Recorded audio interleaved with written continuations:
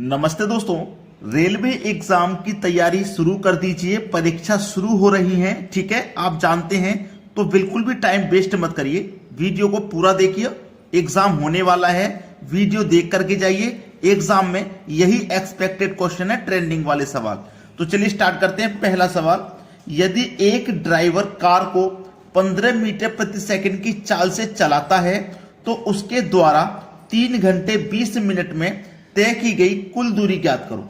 देखो यहां पे दूरी किलोमीटर में है और जो चाल है वो मीटर प्रति सेकंड में है। तो इस चाल को पहले आप किलोमीटर में चेंज कर लीजिए, ठीक है। आपके पास चाल है 15 की, ये मीटर पर सेकंड में है, आप इसे किलोमीटर पर घंटे में चेंज कर लीजिए। तो जब चेंज करेंगे चाल को तो 18/5 से मल्टीप्लाई करेंगे तब चेंज होगा। तो 5 तिया 15, 18 तिया 54, तो 54 किलोमीटर प्रति घंटा हो गई चाल। मीटर पर सेकंड से किलोमीटर पर घंटे में चेंज कर ली। अब आपसे पूछा गया है दूरी, दूरी ज्ञात करिए। तो दूरी बराबर क्या फॉर्मूला होता है, चाल गुने समय होता है, ठीक है। चाल गुने समय। अब आपके पास चाल कितने की है भाई, चाल आपके पास कितनी है, 54 की चाल है। आपके पास चाल है 54 की, 54 लिखिए। समय कितना है, 3 घंटे 20 मिनट का समय है, 3 घंटे 20 मिनट, 3 घंटे 20 मिनट का।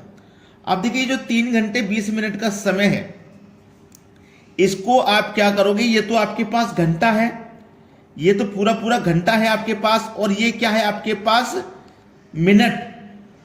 देखो समझना पूरी बात को, ये घंटा है और ये है मिनट, ठीक है। तो हम यहां पे जो समय लिखेंगे, या तो वो पूरा घंटे में लिखो या फिर पूरा मिनट में लिखो। समझ रहे मेरी बात को, या तो पूरा घंटे में लिखो समय या फिर पूरा मिनट में लिखो समय। अगर ऐसा नहीं करेंगे तो फिर गलती हो जाएगी, सवाल में गड़बड़ हो जाएगी, सवाल गलत हो जाएगा हमारा। हो जाएगा कि नहीं हो जाएगा। इसीलिए हमारे पास जब 4 घंटे में है, किलोमीटर पर घंटे में है, तो समय भी हमको घंटे में ही रखना पड़ेगा, समय भी हमको घंटे में रखना पड़ेगा। अब देखो इसको चेंज कैसे करेंगे, हमारे पास 3 घंटा 20 मिनट है ना, 3 घंटा 20 मिनट है, यही तो है। अब देखो 3 घंटा 20 मिनट का मतलब है 3 सही 1/3। देखो ये जो 20 है ये 1/3 भाग हुआ कि नहीं हुआ। 1 घंटे में देखो 60 मिनट होती हैं, 20 मिनट 20 मिनट 20 मिनट, 20-20 मिनट के 3 पार्ट बनेंगे, बनेंगे कि नहीं बनेंगे। 20-20 मिनट के 3 पार्ट बनेंगे तो मिलाकर के 1 घंटा हो जाएगा। तो 3 पार्ट बनेंगे, तो हमारे पास ये जो 20 है ये 1/3 भाग हुआ कि नहीं हुआ। अब 3 तिया 9, 9 में 1 जोड़ो 10/3। तो यहां पे हम क्या लिखेंगे, समय 10/3 लिखेंगे। प्रश्न सभी को आसानी से समझ में आ गया होगा, किसी को कोई समस्या यहां पे नहीं आएगी। 3 से घटाओ, 3 एक कम 3, 2 बचेगा 24, 3 अट्ठे 24, 18 का गुना 10 से कर दो तो ये हो जाएगा 180 किलोमीटर। उम्मीद करूंगा सभी को सवाल बहुत अच्छे से समझ में आ गया है। एग्जाम आ रहा है, कोई भी हमें डाउट नहीं छोड़ना, एक एक पॉइंट एक एक स्टेप अच्छे से समझाना है, ताकि एग्जाम में जब एग्जाम में क्वेश्चन आए तो उसे सही से करके आए। चलिए अब देखते हैं अगला सवाल। अगला सवाल है, देखो ये सिंप्लीफिकेशन का बड़ा ही अच्छा और ट्रेंडिंग क्वेश्चन है। इसमें बच्चे पता है गलती कहां करते हैं, ये जो बार दिया गया ना इसमें गलती करते हैं। अगर इसमें गलती करना छोड़ दोगे तो सवाल कभी गलत नहीं होगा। करना क्या है, इस बार का मतलब क्या है, इस बार का मतलब होता है 2 संख्याओं के ऊपर बार है तो उन दोनों को जोड़ दो, 3 के ऊपर बार है तीनों को जोड़ दो, ये इसका मतलब है, ठीक है। अब देखो 5 और 7 के ऊपर बार है ना, 5 और 7 को जोड़ दो, कितना हो जाएगा 12।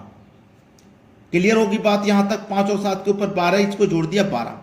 अब 12 हो गया ना, अब इनको भी जोड़ दो, 9 और 6 15, 15 में से माइनस करो 12 को तो कितना आ जाएगा, इस पूरे ब्रैकेट का मान 3 आ जाएगा, ठीक है। 56 डिवाइड 1/3 ब्रैकेट 15 + 12। अब माइनस और इस पूरे ब्रैकेट का मान कितना, 3, तो बस 3 लिख दीजिए। क्लियर हो गई बात। 56 डिवाइडेड बाई 1/3। अब ब्रैकेट को हम हटा लेंगे तो मल्टीप्लाई का साइन आ जाएगा, ठीक है। ब्रैकेट को हटा लेंगे तो 15 में 12 जोड़ो 27, 27 में से माइनस करो 3, 24। तो यहां पे जो आने वाला मान है 24, इस पूरे ब्रैकेट का मान 24 आया है, ठीक है। चलिए 3 अट्ठे 24 कट जाएगा 8 बार में। 56 डिवाइड बाई 8 का गुना 1 से करो तो 8, ठीक है। अब 8 से भाग देना है हमें 56 में, 56 में भाग देना है 8 से। 8 से कटाओ, 8 सत्ते 56, 7 बार में कट जाएगा। ये 7 आपके सवाल का यहां बिल्कुल सही जवाब है, 7। सी ऑप्शन बिल्कुल सही। वीडियो पसंद आ रहा है सभी बच्चों को लाइक का बटन दबा देना दोस्तों। अगला सवाल है, विपरीत दिशाओं से आ रही 152.5 मीटर और 157.5 मीटर लंबी दो गाड़ियां 9.3 सेकंड में एक दूसरे को पार करती हैं, तो दोनों गाड़ियों की संयोजित गति प्रति घंटा कितनी होगी। बड़ा ही अच्छा सवाल। गति पूछ रहा है, चाल पूछ रहा है। अब देखो आपको इसमें सबसे पहले क्या करना है, आपके पास दूरी है मीटर में, समय है सेकंड में, लेकिन उसने चाल किलोमीटर पर घंटे में पूछी है, तो इसको हम बाद में चेंज कर लेंगे, ठीक है। इसको हम क्या करेंगे, बाद में चेंज कर लेंगे। चाल बराबर दूरी बट्टे समय, यही तो होता है। तो दूरी कितनी है सबको जोड़ लो, 152.5 157.5 जोड़ेंगे, दोनों को जोड़ेंगे तो ये कितना हो जाएगा, 100 और 100 200, 52 और 52, ठीक है, 57, ये 10 हो जाएगा, तो ये हो जाएगा इनको जोड़ने पे 310 हो जाएगा। बटे में आ जाइए, समय है 9.3 सेकंड का, 9.3 का समय है, ठीक है। अब इसको हमें चेंज करना है किसमें, किलोमीटर पर घंटे में, तो हम यहीं पे 18/5 से मल्टीप्लाई कर देंगे।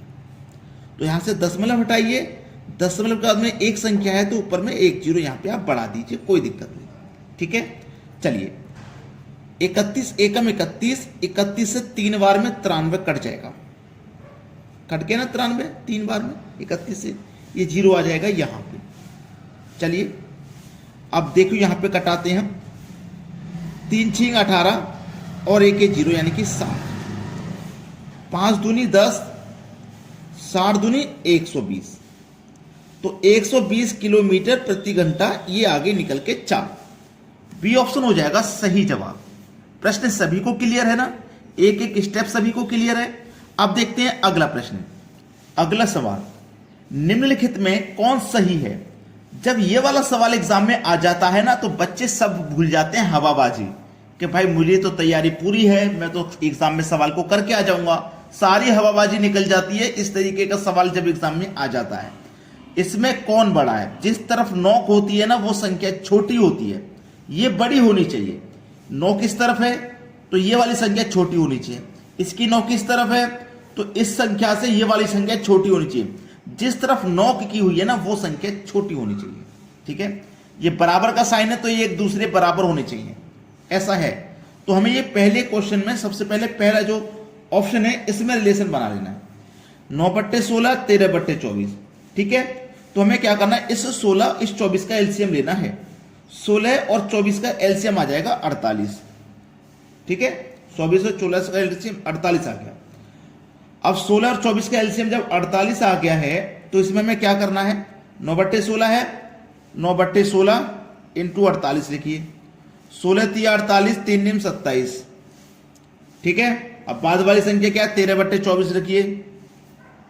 जैसे गुने यहां एलसीएम कर दिया था यहां भी गुने एलसीएम कर दो, 24 दूनी 48, 13 दूनी 26। अब देखिएगा यहां पे हमको कितना मान मिला 27, यहां पे हमको कितना मान मिला 26, ठीक है। तो ये वाली संख्या इससे छोटी है या नहीं है। आप कहेंगे सर छोटी है, इसका मान था 27, इसका मान 26, तो 26 छोटा होता है 27 से, होता है कि नहीं। तो हमारा पहला ऑप्शन ही सही जवाब हो जाएगा। नोक जिस तरफ थी वो संख्या छोटी है और छोटी होनी चाहिए, ठीक है। अब देखते हैं अगला सवाल। अगला प्रश्न है, दो संख्याओं के वर्गों का योग 386 है, यदि एक संख्या 5 है तो दूसरी संख्या क्या है। अच्छा सवाल ना, बेहतरीन। देखो कोई दो संख्या, ये पहली संख्या और ये दूसरी संख्या, इनके वर्ग का योग 386 है, ठीक है, 386 है। अब एक संख्या हमारे पास 5 है, पहली संख्या 5 है, तो दूसरी संख्या क्या होगी नहीं पता, तो x मान लेते हैं। ठीक है, पहली संख्या 5 है। अगर हम 5 का वर्ग करते हैं, भाई दोनों का वर्ग ही तो करना है, तो मैं देखो 5 का वर्ग करके इसमें से माइनस कर देता हूं, यानी कि 25 को। 6 में से 5 गया 1, 8 में से 2 गया 6 और 3 आ गया यहाँ पे, तो ये कितना हो गया 361। अब ये 361 आपको पता होना चाहिए किस संख्या का वर्ग होता है, किस संख्या का वर्ग, तो आप कहोगे सर 19 का वर्ग होता है 361। तो इसका मतलब क्या हुआ कि ये जो 386 योग है ये 5 का वर्ग और 19 का वर्ग है, x का मान 19 आएगा, दूसरी संख्या 19 है। बी ऑप्शन बिल्कुल सही जवाब। अगला प्रश्न है, यदि दो संख्याओं के योग का अंतर 20 तथा 8 हो तो उन संख्याओं के वर्ग का अंतर होगा। देखो यहां भी अंतर है और यहां भी अंतर है, याद रखना दोनों जगह अंतर है। ठीक है, अब देखो आपने सवाल को सही नहीं पढ़ा तो सवाल गलत होगा। उसने बोला है योग और अंतर, तो योग हो जाएगा 20 और अंतर हो जाएगा 8। इस तरीके से सवाल को पढ़ना ताकि गलती ना हो। अब देखो आपके पास योग कितना है, आपके पास योग है 20, अंतर कितना है, अंतर है 8। हमें क्या करना है, संख्याओं के वर्गों का अंतर करना है, तो हमें दोनों संख्याएं पता करनी पड़ेगी।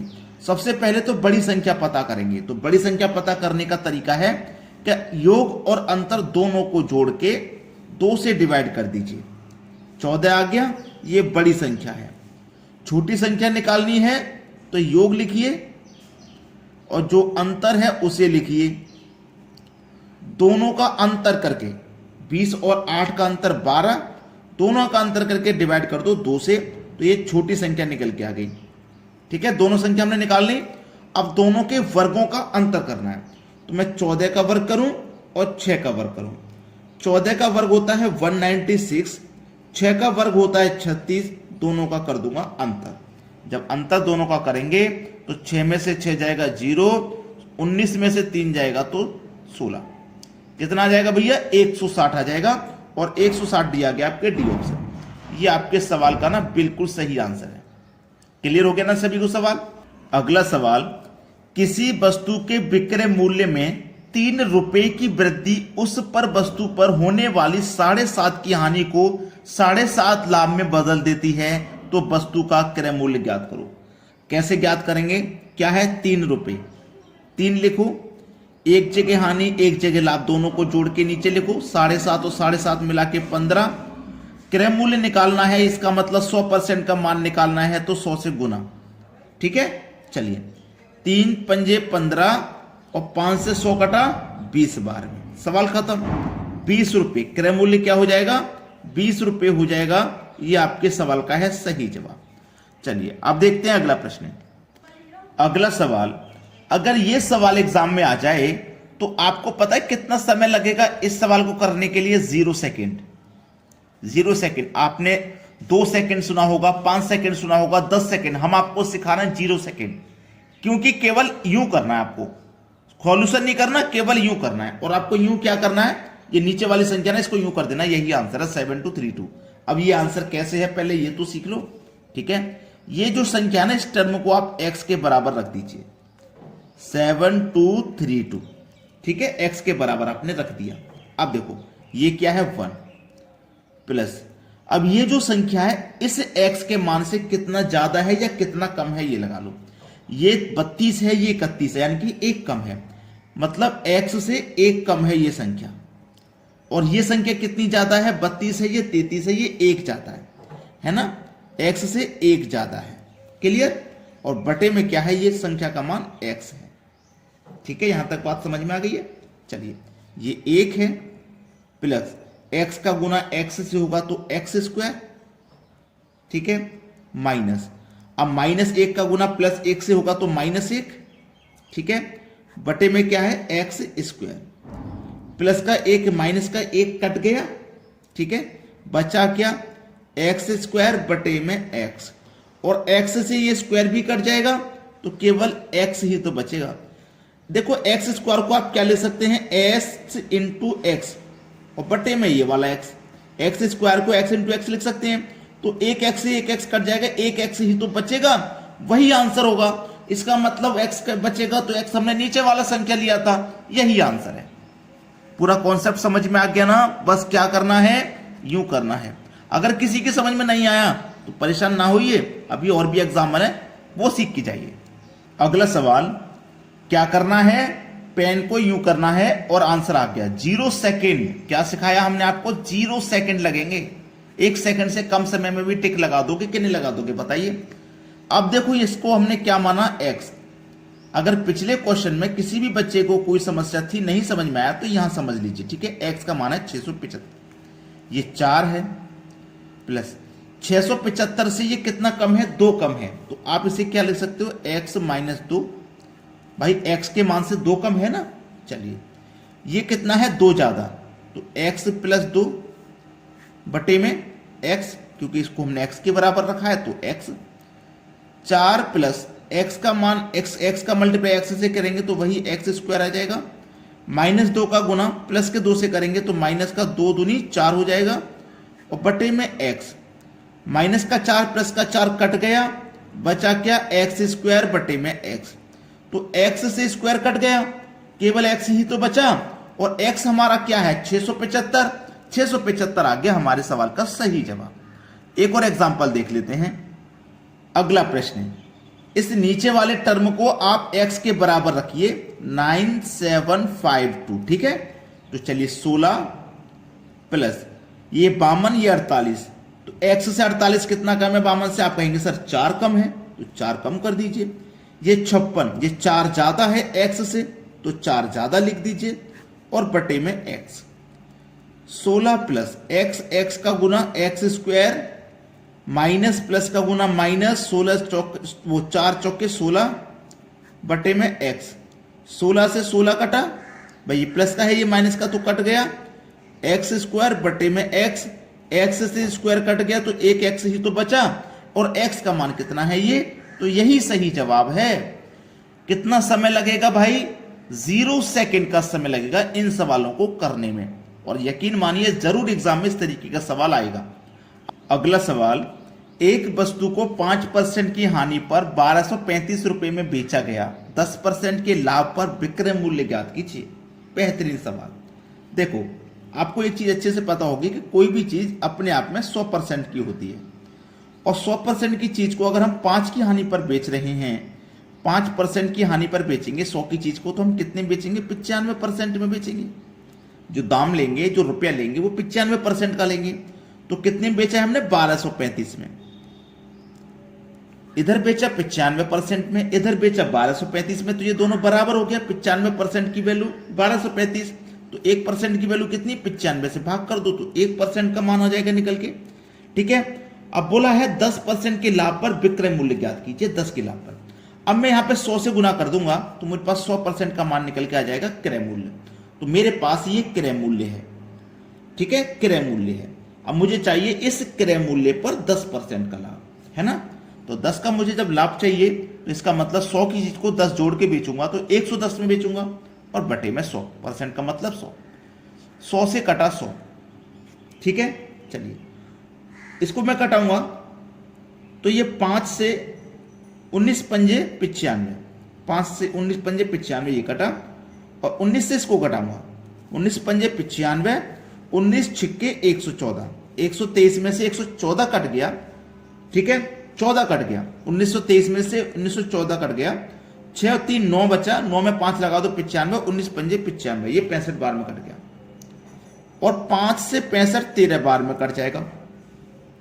13 का गुना कर दो 110 से, तो 13 का 0 से करो पहले तो 0, 13 कम 13 का 3 हासिल लगा 1, 13 कम 13 और हासिल का 1 14, यह मान हो गया 1430, और यही आपके सवाल का है सही आंसर 1430, यानी कि सी ऑप्शन।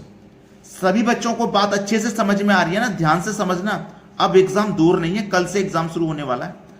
अगला सवाल है, दो संख्याओं का HCF 6 तथा LCM 108 है, यदि एक संख्या 12 है तो दूसरी संख्या ज्ञात कीजिए।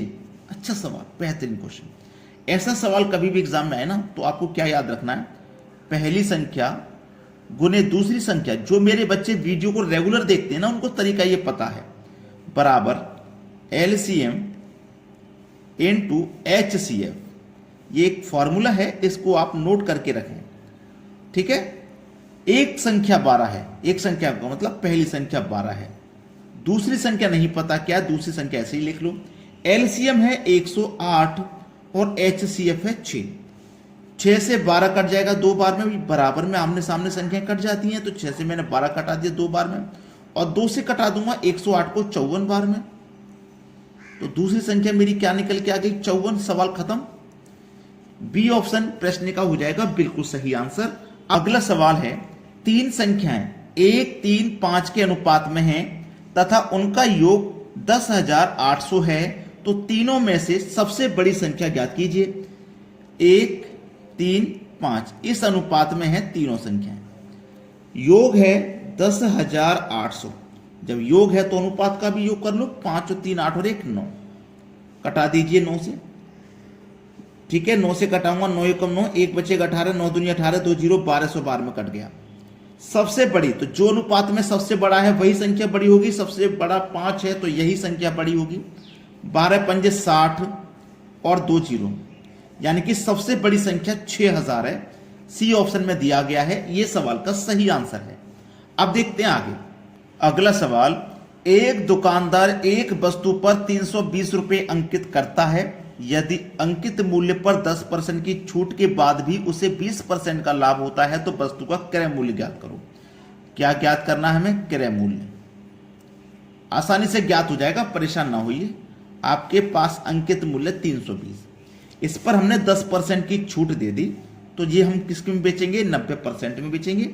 परसेंट का मतलब बटे में 100 इनटू, फिर हमें चाहिए उस पर 20% का लाभ, 20 का लाभ चाहिए यहीं के यहीं, तो इसमें 100 जोड़ेंगे ना, 100 में 20 जोड़ के लिखेंगे, याद रखना भाई 20 का लाभ चाहिए तो 100 में 20 जोड़ के लिखेंगे, तो 100 इसमें 20 जोड़ के लिखेंगे 120। इसको ना पलट देते हैं, आप कहोगे 120 ऊपर आना चाहिए, नहीं, इस तरीके का सवाल होना तो इसमें 120 नीचे आएगा।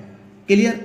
अब इसको कटा लीजिए, 30 से 3 बार में, 30 से 4 बार में, 100 से 100 कटा, 4 अट्ठे 32 और 1 0, 8 तिया 24 और 1 0, 240 पहला ऑप्शन। कितना समय लगा, समय तो नहीं लगा, बस थोड़ी सी कैलकुलेशन आपकी अच्छी हो, सवाल अच्छे से क्लियर हो आपके, तो बिल्कुल समय नहीं लगेगा। अब देखते हैं आगे। अगला सवाल, एक फल विक्रेता के पास कुछ सेब थे, उसने 40% बेच दिए और अभी भी उसके पास 420 सेब हैं, तो प्रारंभ में उसके पास कितने सेब थे।